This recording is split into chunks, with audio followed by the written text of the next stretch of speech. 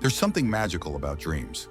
They blur the lines between reality and imagination, giving us glimpses of thoughts and emotions we might not even be fully aware of. Throughout history, dreams have been seen as messages from the subconscious, guiding us, warning us, or sometimes just reminding us of what truly matters.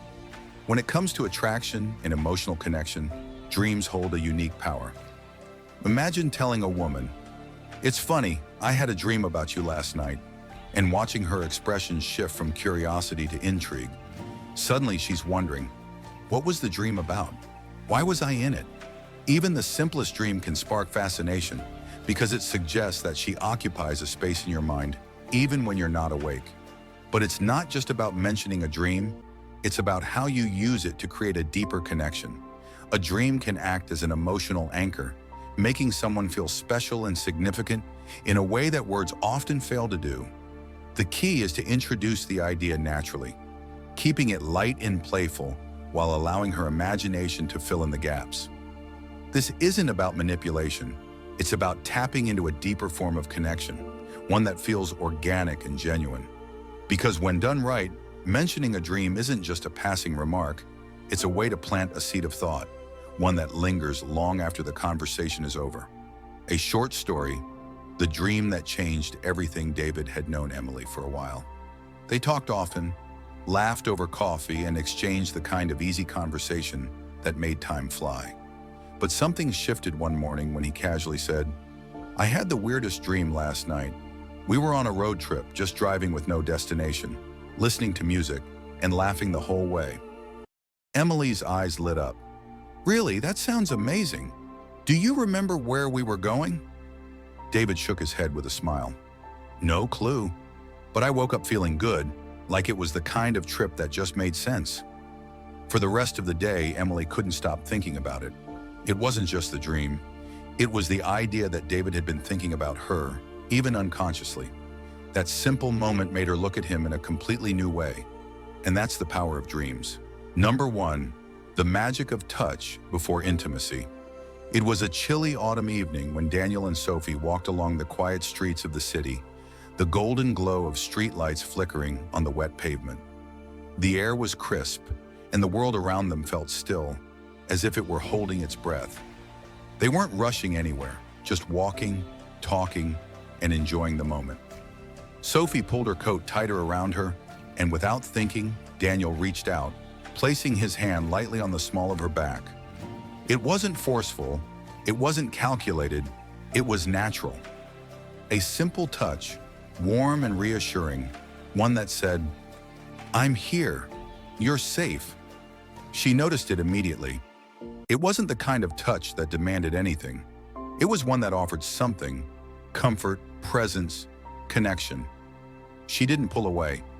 In fact, she leaned into it, just slightly, enough for Daniel to feel her subtle response.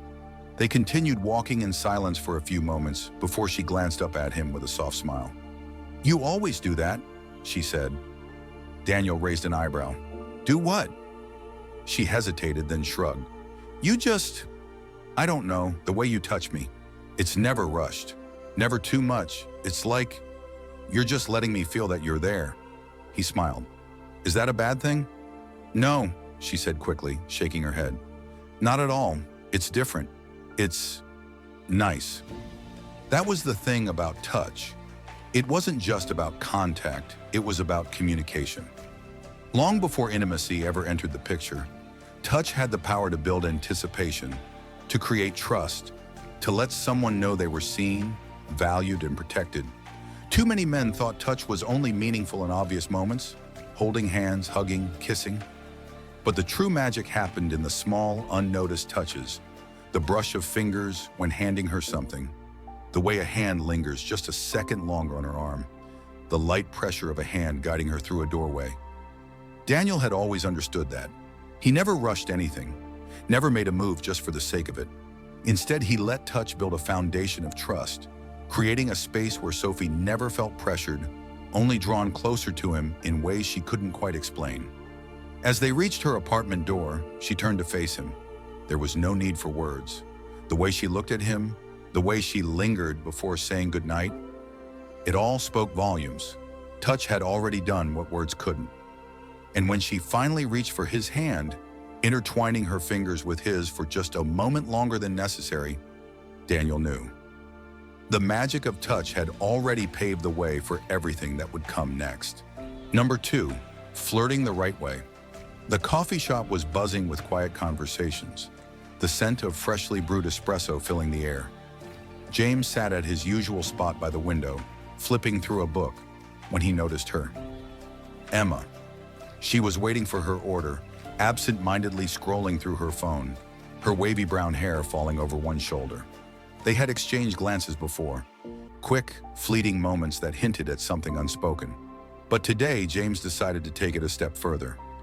As she reached for her coffee, the barista nearly knocked the cup over, and in one smooth motion, James reached out, steadying it before disaster struck. "Looks like I just saved your morning," he said, a playful smirk on his lips. Emma looked up, surprised, then laughed. "I owe you one, huh?" He shrugged. "I won't hold it against you, for now." Flirting was an art, one that most people either overcomplicated or completely misunderstood. It wasn't about cheesy pickup lines or over-the-top compliments. It was about energy, timing, and playfulness. It was about making her smile without trying too hard, showing confidence without arrogance, and creating a moment that felt effortless. James didn't bombard Emma with forced conversation. Instead, he let the silence settle just long enough to make her curious. Then, with a teasing glance at her coffee, he said, "Let me guess. Extra shot of espresso. No sugar?" She raised an eyebrow. "Lucky guess." "Not luck," he replied. "You seem like someone who needs that little extra kick in the morning, but doesn't rely on sweetness to get through the day," Emma chuckled. "Are you a coffee psychic or just really good at guessing?" "Neither," James said, leaning in slightly. "Just observant." That was the secret. Flirting wasn't about proving anything. It was about noticing. The way she twirled a strand of hair when she was thinking. The slight smirk when she was amused. The way her eyes lingered for just a second longer when she was intrigued. And James noticed. As Emma grabbed her coffee, she hesitated. Then with a small smile, she took a pen from her bag, scribbled something on a napkin, and slid it toward him before walking out the door. James unfolded it, grinning at the numbers written across the paper. Flirting done right wasn't about chasing, it was about creating a connection that made her want to take the next step herself. Number 3, the magic of touching her hair. It was their third date, and the air between them crackled with an unspoken electricity. Daniel and Sophia sat across from each other at a quiet rooftop lounge, the city lights flickering in the distance.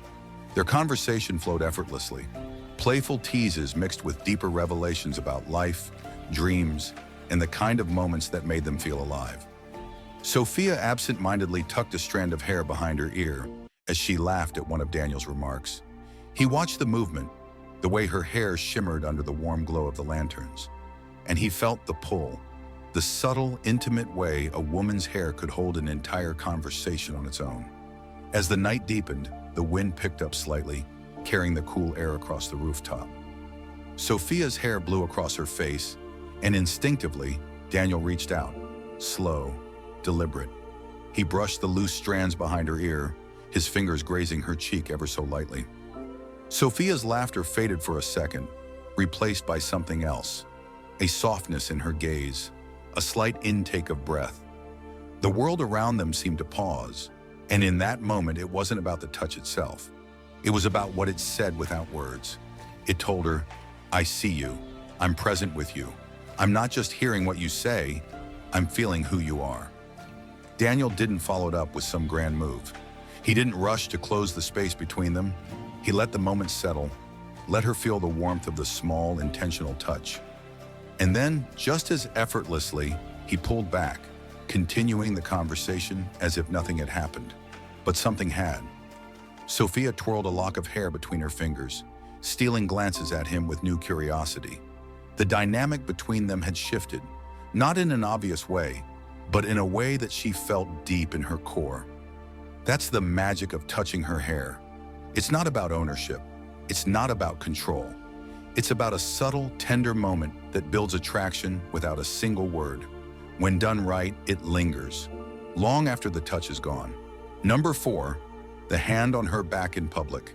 It was a chilly autumn evening when James and Olivia stepped into the crowded restaurant. The city buzzed with life, and the air carried the scent of roasted coffee and rain-soaked pavement.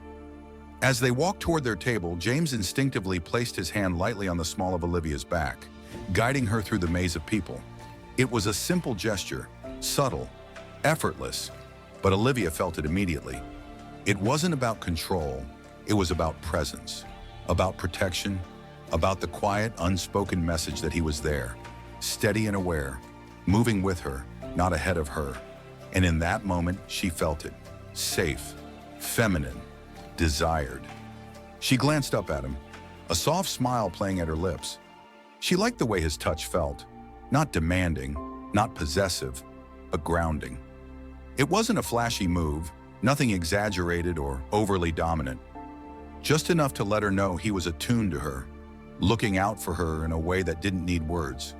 Throughout the evening, James continued these effortless touches, a slight press of his hand against her back as they weaved through the crowd, a lingering touch on her waist as he pulled out her chair, a casual yet deliberate moment of physical connection that reminded her he was there. And that's the power of the hand on her back in public. It's not about showing off. It's not about ownership. It's about a man who leads with quiet confidence, making her feel both protected and wanted. Because sometimes the smallest gestures speak the loudest. Number 5, be her hero, the protector. It was late at night when Ethan and Sophia left the small cafe tucked away on the quiet side of town. The city had an eerie stillness, the streets dimly lit by flickering streetlights. As they walked toward her car, a group of loud, rowdy strangers stumbled out of a bar across the street. Instinctively, Ethan stepped slightly in front of Sophia, positioning himself between her and the potential chaos, his posture relaxed yet unmistakably firm. He didn't puff his chest or act aggressively. He didn't need to. His presence alone was enough. Sophia felt it instantly, that unspoken reassurance. He didn't have to say a word. He was simply there, not to control her, not to act like she was weak, but to be her shield in the world. She wasn't afraid because she knew Ethan had her back. The protector instinct, more than just strength. Despite what many think, being a protector isn't about being a knight in shining armor or rushing in to save the day like an action hero. Women don't need rescuing. They're strong, independent, and fully capable of handling themselves. But here's the truth. Deep down, they still want to feel protected. It's not about physical strength alone. It's about presence, awareness, and emotional stability. It's about being the kind of man who makes her feel safe, not just from physical threats, but from emotional storms, daily stress, and life's uncertainties. She wants to know that when things get tough, you won't run. That if she's upset, you'll be steady. That when life throws challenges at her, she doesn't have to face them alone. Little things that make a big impact. A man who understands the power of protection doesn't need grand gestures. He shows it in the little things. Standing by her side when she feels uncomfortable in social situations, holding her hand or guiding her gently through a crowded place, defending her subtly, not by starting fights, but by showing unwavering support, being emotionally steady when she's stressed, anxious, or overwhelmed, anticipating her needs, offering her your jacket when she's cold, walking her to her car at night, or making sure she gets home safely. It's about showing up, not just when it's easy, but when it matters. The primal attraction of protection. There's a reason why women are naturally drawn to men who exude a protective energy. It taps into something primal, an instinct buried deep within human nature. When a woman feels protected, she feels more comfortable leaning into her femininity. She doesn't have to be constantly on guard. She can relax, be herself, and trust the man she's with. And that trust, that's what builds real attraction. Not flashy moves, not empty words, but consistent actions that show her you are someone she can count on. The true meaning of being a protector. Being a protector isn't about dominance. It's about responsibility. It's not about overpowering her. It's about empowering her by creating a space where she feels secure, valued, and understood. And when you do that, she won't just notice it, she'll feel it. and she'll never forget the man who made her feel that way. Number 6, the power of dreams. Late at night, as the city lights shimmered outside the window, Daniel and Emma sat curled up on the couch. The world around them faded as they talked, not about the mundane details of the day, but about something deeper. "I always wanted to travel the world," Emma admitted, her voice soft but filled with longing. "To wake up in different cities, to experience different cultures. But life just kept getting in the way." Daniel looked at her, a small smile playing on his lips. "Then why not start now? Even if it's small, one step at a time." Emma glanced at him, surprised. Most people just nodded when she talked about her dreams. But Daniel, he actually believed in them. And in that moment, something shifted between them. Why dreams matter in attraction. There's an undeniable magic when two people connect over dreams. It's not just about attraction. It's about inspiration, about seeing each other not just as they are, but as they could be.